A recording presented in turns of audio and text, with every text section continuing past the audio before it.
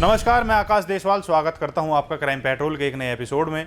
और आज के जिस कुख्यात की कहानी हम आपको बताने वाले हैं, उससे पहले इस कुख्यात का एक ऑडियो कॉल सुनिए जिसमें ये दूसरे गैंगस्टर को धमका रहा है, उसको भद्दी भद्दी गालियां दे रहा है और उसे जान से मारने की धमकी दे रहा है। हाँ जी, मैं ये कह रहा था कि मेरी लिखा लिखाई 4 बजे हुई, तुम बोट 6 बजे कैसे लेके गए?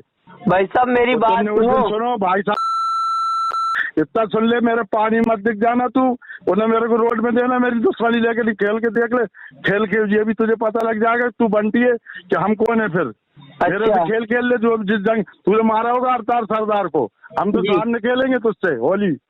भाई साहब खेल लेना, खेलना जो हटा दे मेरी, मैं इज्जत से बोल रहा हूँ तुझसे, बुरा हाल करूंगा तेरा मैं गाँव में तुझसे।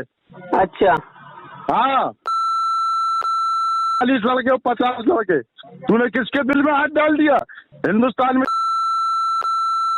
हाथ डालने की? भैया मेरी बात सुनो, खुदा बना दूंगा आके 3 मिनट में। ठीक है भैया, बोर्ड की लिखा भाई, इरशाद से लो ना यार, इरशाद से लो ना भैया यार, हमसे क्यों कह रहे हो यार, इरशाद से लो ना यार। अरे जितना कैसे लेके मेरी, इरशाद से लो ना यार भैया यार। लिखा पड़ी मेरे नाम हो गई, अब होगा ना तुम्हारा नाम, 40 मिनट में कोई दिक्कत नहीं भाई, होगी तुम्हारा नाम लिखा पड़ी तो कोई दिक्कत नहीं है भाई, इरशाद से लो बोर्ड। तुम मिलोगे ना, ये बताओ ना। ठीक है, घर पे ही हूँ तो प्यार से मिलोगे तो प्यार से बात करें, कोई दिक्कत नहीं। अरे आ जाओ, प्यार से बात करें, घर पे ही हूँ, सवेरे आ जाओ, कोई दिक्कत नहीं। अब इस ऑडियो कॉल के बाद मुख्तार अपने राइट हैंड विक्की को फोन करता है, उसे बताता है कि उसके बिजनेस में एक लड़का है, एक व्यक्ति है बंटी, जो उसे परेशान कर रहा है और उसे रास्ते से हटाना है। अब इतना सुनते ही, क्योंकि विक्की उसका सबसे भरोसेमंद व्यक्ति होता है, तो इतना सुनते ही वो 8-10 लड़कों को लेकर मुख्तार के पास पहुंचता है। अब क्योंकि इधर बंटी को मुख्तार पहले ही फोन पर धमकी दे चुका, तो बंटी भी मुख्तार के पीछे अपने मुखबिर लगा देता है। अब जो भी स्टेप मुख्तार चलने वाला था, उसकी पल पल की खबर बंटी को थी। अब जैसे ही ये बंटी के इलाके में पहुंचते हैं बंटी को सबक सिखाने के लिए, अब क्योंकि बंटी का गांव कुछ इस तरीके से था कि एक तालाब के पास था और सिर्फ एक सिंगल रास्ता था, तो जैसे ही मुख्तार का गैंग उसके गांव में दाखिल होता है तो बंटी वहां पहले से घात लगाकर तैयार रहता है। अब जैसे ही इनकी गाड़ी एंटर होती है तो बंटी का गैंग उन पर पथराव शुरू करता है और पत्थर गाड़ी पर पड़ते ही वो गाड़ी से निकलकर अपनी जान बचाने के लिए जैसे ही बाहर निकलकर भागते हैं तो बंटी का गैंग उन पर गोलियों की बौछार कर देता है। अब क्योंकि मुख्तार भी तैयार था, तो मुख्तार भी पूरी तैयारी से आया था और उसने भी बंटी के गैंग की तरफ गोलियां बरसाना शुरू कर दी। अब इस आमने सामने की मुठभेड़ में एक गोली बंटी गैंग की तरफ से आती है जो मुख्तार के एक साथी को लगती है और मुख्तार का साथी ऑन द स्पॉट मारा जाता है। अब उसकी मौत के बाद से मुख्तार इतना घबरा गया, उसका पूरा गैंग वहां से भाग निकलने की फिराक में था। अब क्योंकि इस मुठभेड़ में मुख्तार और विक्की दोनों घायल हो चुके थे और वो अपनी गाड़ी तक नहीं पहुंच पाए, तो उन्होंने भागने के लिए वहां से तालाब का रास्ता चुना। अब दोनों जैसे तालाब से निकलकर जंगल की तरफ पहुंचे तो विक्की ने दूसरा रास्ता चुना और मुख्तार ने दूसरा। अब यहाँ विक्की ने जैसे जंगल को क्रॉस करके एक गांव में पहुंचा तो विक्की थोड़ा परेशान था, उसकी समझ नहीं आ रहा था कि वो क्या करे।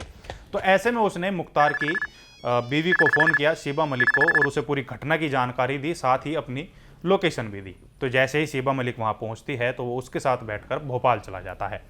अब इधर मुख्तार, क्योंकि विक्की और मुख्तार दोनों साथ में तालाब में कूदे थे, तो मुख्तार जंगल की ओर चला गया, घने जंगल की ओर निकल गया और वहां वो रास्ता भटक गया। अब 2 दिन रास्ता भटकने के बाद उसकी हालत इतनी ख़राब हो जाती है, ना तो उसे खाने के लिए कुछ मिलता है, ना उसे पीने के लिए पानी मिलता है। अब 2 दिन उसको जंगल में हो जाते हैं, 2 दिन वो जंगल में काटता है। तो जब तीसरे दिन की सुबह होती है और गांव के लोग वहां जंगल में अपने जानवरों को चराने के लिए आते हैं, तो इन लोगों को मुख्तार वहां दयनीय हालत में पड़ा हुआ मिलता है। अब इसकी जानकारी गांव के लोग स्थानीय पुलिस वालों को देते हैं कि भाई कोई एक व्यक्ति है जो यहाँ ऐसी हालत में पड़ा है और उसकी हालत बहुत गंभीर है। अब पुलिस आनन फानन में ये सूचना मिलते ही मौके पर पहुंचती है, वहां से मुख्तार को अस्पताल में भर्ती कराती है। लेकिन इन 2 दिनों के दौरान मुख्तार इतना कमज़ोर हो चुका था, इतना उसका शरीर उसका साथ छोड़ चुका था, तो उसकी इलाज के दौरान मौत हो जाती है। ये थी मुख्तार के अंत की कहानी। अब मुख्तार है कौन, चलिए आपको विस्तार से बताते हैं। जिस मुख्तार मलिक की हम आपको कहानी बताने वाले हैं, उसके लिए आपको हमारे साथ मध्य प्रदेश के भोपाल चलना होगा। यहाँ मुख्तार मलिक बचपन से ही अपना नाम जराइम की दुनिया में कमाना चाहता था। वो चाहता था कि लोग उससे डरें, उसकी बातों को मानें। अब जैसे ही वो जवानी के पड़ाव में पैर रखता है, 20-21 साल की उसकी उम्र होती है, तो वो आसपास के लोगों को धमकाना शुरू करता है, उन पर रौब दिखाना शुरू करता है। और पहली बार जब वो 21 साल का हुआ तो उसका नाम पहली बार जब लोगों के सामने आया, जब उसने एक दुष्कर्म के मामले में जेल में सजा काटी। अब सजा काटने के बाद वो जेल से बाहर आया। अब ये उम्र ऐसी होती है कि या तो इसमें सुधर जाओ या फिर बिगड़ जाओ। लेकिन मुख्तार इस उम्र में क्योंकि जेल से बाहर आया था, तो वो सुधरने की बजाय और जराइम की दुनिया में सीधे तौर पर आ गया। अब वो छोटे मोटे अपराध करने लगा, चोरी चकारी, किसी का अपहरण, लूटपाट, ये सब वो करने लगा। तो उसे लगा कि कब तक वो ऐसे अपराधों को करता रहेगा, और अगर ऐसे अपराधों को वो अंजाम देता रहा तो कभी भी उसका नाम बड़े अपराधियों की लिस्ट में नहीं आएगा। तो उसने एक ऐसा कांड कर दिया कि जिस कांड के बाद से उसका नाम बड़े बड़े अपराधियों की, और सिर्फ मध्य प्रदेश ही नहीं, देश भर के बड़े बड़े अपराधियों की लिस्ट में आने लगा। अब ये कांड था मध्य प्रदेश के पूर्व मुख्यमंत्री सुंदरलाल पाटवा को जान से मारने की धमकी देना। अब 90 के दशक की शुरुआत में ही इसने सुंदरलाल पाटवा को जान से मारने की धमकी दी। अब इसके बाद पुलिस ने इस पर एक्शन लिया और इसे पकड़कर जेल में डाल दिया। अब जब इसको जेल में डाला गया तो इसके खिलाफ पुलिस ने इसकी हिस्ट्री को खंगाला। तो पुलिस को पता लगता है कि ये तो एक बड़ा बदमाश है, बड़ा कुख्यात है, जिसके खिलाफ भोपाल के अन्य जिलों में कुल मिलाकर 58 मामले दर्ज हैं। ये सभी 58 मामले आप अपनी स्क्रीन पर देख रहे होंगे। मुख्तार मलिक इतना कुख्यात और इतना शातिर बदमाश था कि जब भी उसे लगता कि उसका बोलबाला कम हो रहा है या उसकी पकड़ ढीली हो रही है, तो वह एक ऐसा कांड कर देता जिससे वो फिर चर्चाओं में आ जाता। और ये जो कांड अब हम आपको बता रहे हैं, ये भी कुछ ऐसा ही है। मुख्तार किसी मामले में जेल में बंद था, तो वहीं जब उसे शाहजहानाबाद जिला न्यायालय में पेशी पर लाया गया तो उसने अपने गुर्गों से जिला न्यायालय में खुलेआम अंधाधुंध फायरिंग करवा दी। भोपाल शहर में इस घटना को गैंगवार संस्कृति की शुरुआत माना जाता रहा। अदालत में फायरिंग की यह घटना साल 1996 में हुई थी। दरअसल इस घटना को अंजाम इसलिए दिया गया था ताकि वो उस एरिया में अपने वर्चस्व का दावा ठोक सके।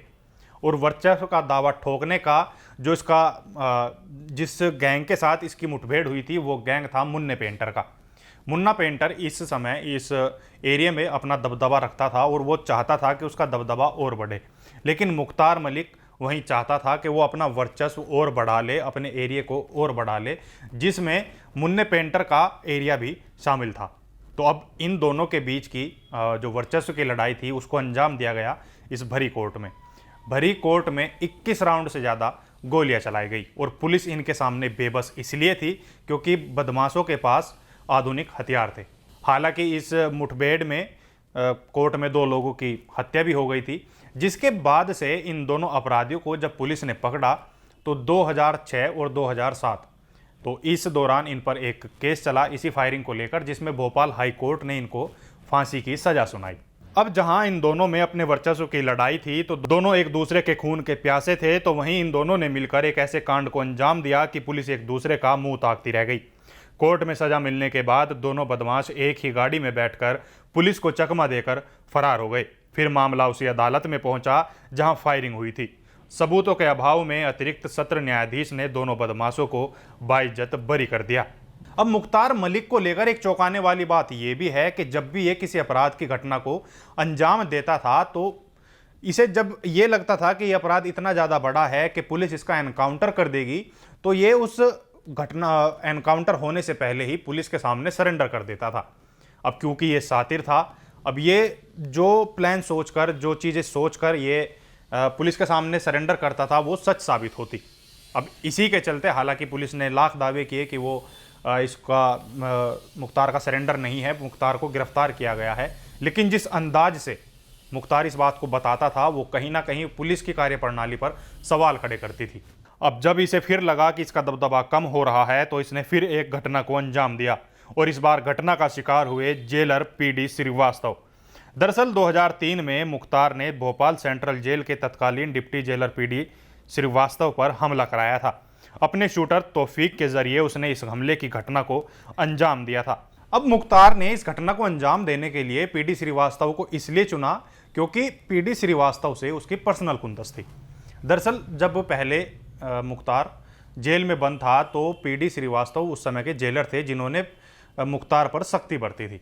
अब इसी का बदला लेने के लिए नवंबर 2003 को उसने अपने गुर्गे से जेलर पर, जब वो पैदल घर जा रहे थे तब उनसे गोलियां चलवाई थी जिसमें वो बाल बाल बच गए थे। अब इन सब घटनाओं के बीच पुलिस ने इसका मामला संज्ञान में लिया, इसकी अवैध संपत्तियों पर बुलडोजर चलाया, सरेराह उसका जुलूस भी निकाला गया। इतना सब कुछ चल रहा था और मुख्तार लगातार अपराध की दुनिया में अपने कदम बढ़ाता जा रहा था। तो उसने सोचा कि क्यों ना अब किसी बिजनेस में हाथ आजमाया जाए। अब यहीं से उसे आइडिया मिला कि वह राजस्थान के झालावाड़ में जाकर मछलियों का धंधा करे। तो उसने झालावाड़ में मछलियों का धंधा शुरू कर दिया, लेकिन अपनी दबंग छवि के चलते उसने यहाँ भी अपना वर्चस्व बढ़ाने की सोची और दूसरे लोगों पर दबाव बनाने लगा। इसी दौरान उसका झगड़ा झालावाड़ के बंटी गैंग से भी हो जाता है। इस मामले को लेकर दोनों के बीच हुई फोन कॉल भी वायरल हुई थी, जिसमें मुख्तार बंटी को भद्दी भद्दी गालियां देता है और जान से मारने की धमकी देता है। इस फोन कॉल पर बंटी भी मुख्तार को सबक सिखाने की बात करता है। और बस फिर क्या था, मुख्तार को लगा कि जो आदमी मुख्यमंत्री को धमका सकता है और उसका पुलिस कुछ नहीं बिगाड़ पाई, तो ये छोटे मोटे गैंगस्टर उसका क्या ही कर लेंगे। लेकिन बंटी गैंग से भिड़ना ही इसकी सबसे बड़ी गलती साबित हुई और करोड़ों का मालिक मुख्तार मलिक कुत्ते की मौत जंगल में भटक भटक कर मरा। उसे ना तो खाने के लिए खाना मिला और 2 बूंद पानी के लिए तरसा वो अलग। तो ये थी भोपाल के कुख्यात मुख्तार मलिक की कहानी। ये स्टोरी आपको कैसी लगी हमें कमेंट करके ज़रूर बताएं। साथ ही अगर आप हमारे चैनल पर नए हैं और आपको क्राइम की स्टोरियाँ सुनना पसंद हैं तो हमारे चैनल को लाइक, शेयर और सब्सक्राइब जरूर कर दें ताकि आपको आने वाली नोटिफिकेशन आपके फ़ोन पर मिलती रहे। अब मुझे और मेरे साथी कैमरामैन हर्ष को दीजिए इजाज़त। नमस्कार।